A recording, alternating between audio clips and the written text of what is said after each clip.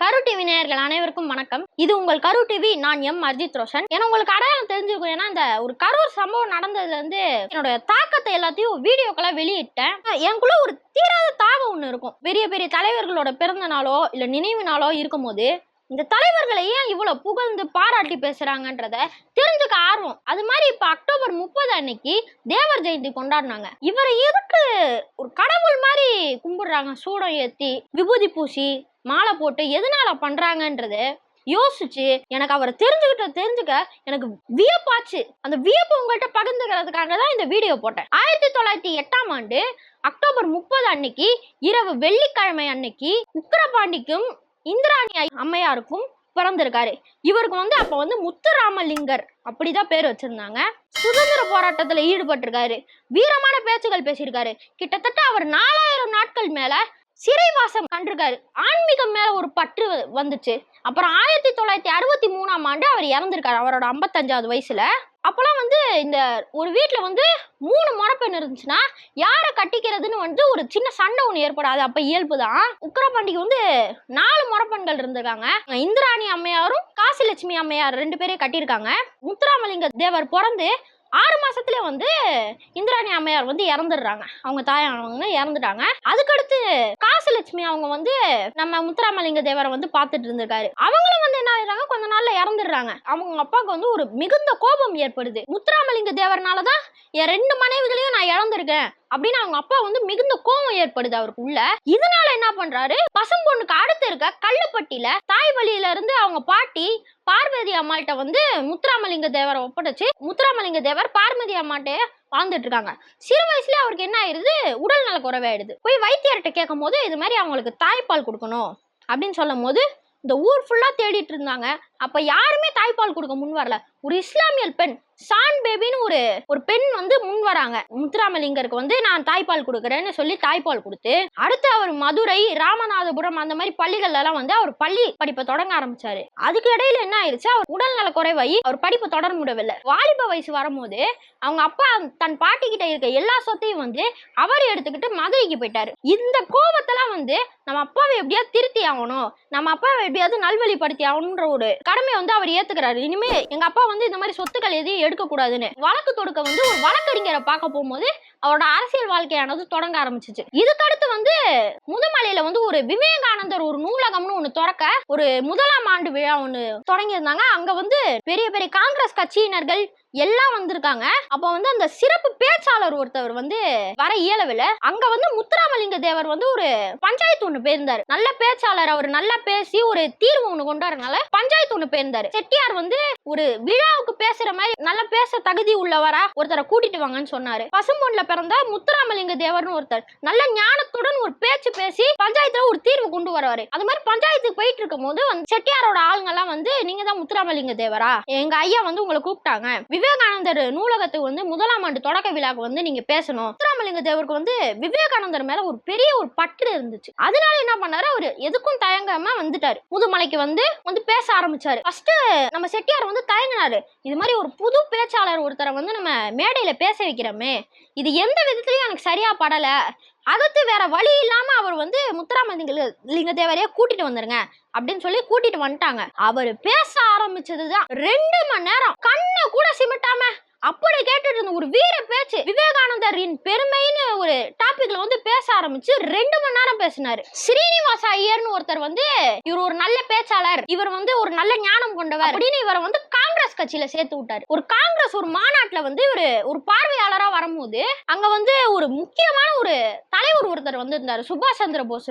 ஸ்ரீனிவாச ஐயரும் மேடை மேலதான் நின்றுட்டு இருந்தாரு. அப்ப முத்துராமலிங்க தேவரை அறிமுகப்படுத்தி வச்சாரு எல்லாருக்கும். இவரு காங்கிரஸ் கட்சியில இப்ப புதுசா சேர்ந்திருக்காருன்னு சொல்லி அறிமுகப்படுத்தி வச்சாரு. அப்ப சுபாஷ் சந்திர போஸ் மேல அவருக்கு ஒரு மிகப்பெரிய பற்று இருந்துச்சு. அவர் வீரத்துக்கும் அவரோட வீர பேச்சுக்கும் வீர செயல்களுக்கும் அவர் காந்த மாதிரி அப்படி கவர்ந்துட்டாரு. சுபாஷ் சந்திர போஸ் முத்துராமலிங்க தேவரை கவர்ந்துட்டாரு. அதனால முத்துராமலிங்க தேவருக்கு சுபாஷ் சந்திர போஸ் மேல ஒரு மிகப்பெரிய பற்றும் ஒரு மிகப்பெரிய நெருக்கமும் ஏற்பட்டுச்சு. கைரேகை சட்டமும் ஒண்ணு இருந்துச்சு. அப்போ அவர் ஊரா கிராமமா போய் கைவரலையும் வெட்டி கொள்ளுங்கள், ஆனால் கைரேகை வைக்காதீர்கள் என்று வீர பேச்சு பேசி முழங்கி கைரேகை சட்டத்தை பாதி ஒழிச்சுட்டாரு. ஆனா இப்ப ஆங்கிலேயர்கள் என்ன திட்டம் போடுறாங்களா, இவரை எப்படியாவது நிறுத்தி ஆகணும், இதே மாதிரி போயிருச்சுன்னா நம்ம கைரேகை சட்டத்தை வந்து அவர் மொத்தமா மூடிடுவாரு அப்படின்னு சொல்லி அவங்க வந்து எல்லா வழக்கையும் தொடுக்கிறாரு அவர் மேல.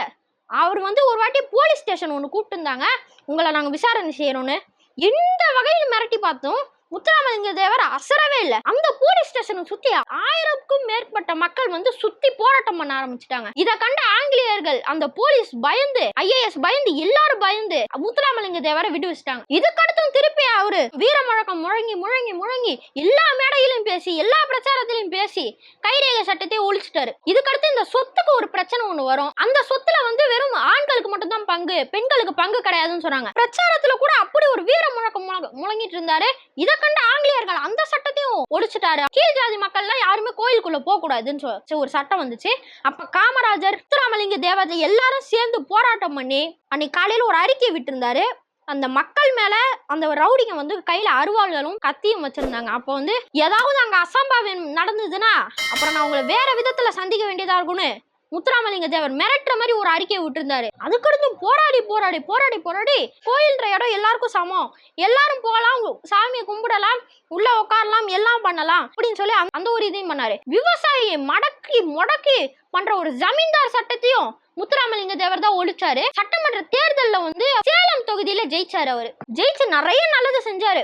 நிறைய நல்லது செஞ்சுட்டு இருக்கும் போது 1957 இவர் ஜெயில புடிச்சிடுறாங்க. ஜெயில புடிச்சு திருப்பி 1959 ஜனவரி 7ஆம் ஆண்டு தான் திருப்பி அவரை வந்து விடுவிச்சாங்க. ஒரு 2 வருஷமா தமிழ்நாட்டுக்கே அவர் வரல, வடநாட்டுக்கு சென்றிருந்தாரு. ஏன்னா இந்த 2ஆம் உலக போருக்கு அடுத்த நாள் தான் வந்து இவர் விடுவிச்சனால சுபாஷ் சந்திர போஸ் வந்து அந்த பிளைட் ஆக்சிடென்ட்ல இறந்து போயிட்டாருன்னு அரசு வந்து ஒரு அறிக்கை வெளியிட்டு இருந்துச்சு. அப்ப வந்து முத்துராமலிங்கர் கேட்டு ஒரு மேடையில பேசினாரு. சுபாஷ் சந்திர போஸை நான் பார்த்தேன், அவர் இன்னும் சாவலன்னு ஒரு பரபரப்பை ஏற்படுத்தி விட்டாரு. இன்னொரு வாட்டி அவர் வடநாடு சென்று போய் பார்க்கும் போது அவளோட நண்பர்கள், அவர் கூட இருந்தவங்க எல்லாத்தையும் அவங்க சேரும் போது தான் அவர் இறந்துட்டாருன்றதே அவருக்கு தெரிஞ்சது. மிகுந்த அதிர்ச்சியில உட்காந்து 2 வருஷமா அவர் தமிழ்நாட்டுக்கே திரும்பி வரல. ஆனா வரும்போது அடையாளமே தெரியாம போயிருந்தாருன்னா பாத்துக்கங்க. அவருக்கு முகத்தில் இருந்த மீசைய காணோம், கழுத்து வரைக்கும் மூடி வச்சிருந்தார். எதனாலன்னு பார்த்தா அவருக்கு ஆன்மீகம் மேல மிகுந்த ஒரு பற்று ஏற்பட்டு ஆன்மீக சொற்பொழிவுகள் எழுதுறதும், வள்ளலாரை பத்தி புகழ்ந்து பேசுறதும், நீ ஆன்மீகத்துல ஒரு பெரிய இது பண்ணி ஒரு நாள் பேசினதை அடுத்த நாள் பேச மாட்டார், ஒரு நாள் பேசினதை அடுத்த நாள் எப்படி ரிப்பீட் பண்ண மாட்டாங்க, ஒரு நாள் பேசினதை அடுத்த நாள் எப்படி பேசாம ஒரு புது டாபிக் ஒன்று ரெடி பண்ணி பேசுறாருன்னு எல்லாருக்கும் ஒரு அதிர்ச்சி ஏற்பட்டுச்சு. 1957 திருப்பி ஜெயில் போயிட்டு 1959 தான் திருப்பி ரிலீஸ் ஆனாரு. அடுத்து ஒரு வருஷத்தையே அவருக்கு சிறுநீரக பிரச்சனை ஒண்ணு வருது. அவரு ரொம்ப மாட்டிருச்சு அந்த பிரச்சனை. அவர் வந்து ஆங்கிலேயர் மருத்துவமனைக்கு நான் போகவே மாட்டேன், சித்த மருத்துவமே நான் எடுத்துக்கிறேன்னு சொல்லி திருப்பி அவர் எடுத்து கொஞ்சம் குணமாயிருச்சு. திருப்பி வந்து அந்த பிரச்சனை வந்து மிகவும் பெருசாயிருச்சு, அவருக்கு ரொம்பவே பெருசாயிருச்சு. 1963 அவரோட பிறந்த நாள் அன்னைக்கு இறந்துட்டாரு. எனக்கே வியப்பா இருந்துச்சு. அவர் 55வது வயசுலதான் இறந்தாரு. அந்த 55 வருஷத்துக்குள்ள எவ்வளவோ செஞ்சு முடிச்சிட்டாரு மக்களுக்கு. நிறைய சட்டங்களை ஒழிச்சிருக்காரு, நிறைய வீர பேச்சுகள் பேசியிருக்காரு. காசு கொடுத்து வாக்கு வாங்குபவன் பாவி, காசு வாங்கி கொண்டு வாக்கு போடுபவன் தேச துரோகி என்று சொன்னார். இன்னொன்னும் சொன்னார், அந்த காசை பெற்று வாக்கு போடுவன் தான் நமது இந்தியாவிற்கு முதல் எதிரி என்றும் ஒரு வீர முழக்கத்தை எழுப்பி யாரையும் காசு கொடுத்து வாக்கு போடாதீர்கள் என்றும் எல்லா மேடைகளையும் முழங்கினாள். காசு பெற்று வாக்கு வாங்குவதெல்லாம் ஒரு இதுவா என்று கேட்டார். அதற்கு தான் இந்த வீர பேச்சு. அதுவும் அவர் ஆன்மீக சொற்பொழிவுகளும் நிறைய வள்ளலாரை பற்றி பேசி பேசி அவர் இறப்பிற்கு கூட வள்ளலாரை எப்படி அடக்கம் செய்தார்களோ அதே மாதிரி ஒரு உட்கார்ந்த நிலையிலே அவரை அடக்கம் செய்தனர். அதனால்தான் அன்று முதல் 100 வருடம் ஆயிற்று, இன்று வரை அவரை தெய்வமாக கொண்டாடினர். பசும்பொன் கிராமத்தில் தேவர் ஜெயந்தியானது 3 நாட்கள் கோலாகலமாக நடக்கும். இப்பொழுதாவது தெரிந்து கொண்டீர்களா? தேவர் எவ்வளவு பெரிய ஒரு தலைவர், அவரை தான் தெய்வமாக வணங்குகிறார்கள் எல்லாரும். தேவர் மாதிரி எல்லா தலைவர்களும் இருக்க வேண்டும் என்று வேண்டிக் கொள்ளுங்கள். நன்றி, வணக்கம். நிகழ்ச்சியெல்லாம் ஜோரு ஜோரு ஜோரு, அரசியல் பேசும், நேர்மை அங்க வீசும் வீசும் வீசும், ரசிக்கிற பாட்டும் இருக்கும் பாருங்க, ரசிச்சு பாருங்க, ரசிச்சு அமைதி விட்டோம் இருக்கும் பாருங்க, சிரிச்சு பாருங்க.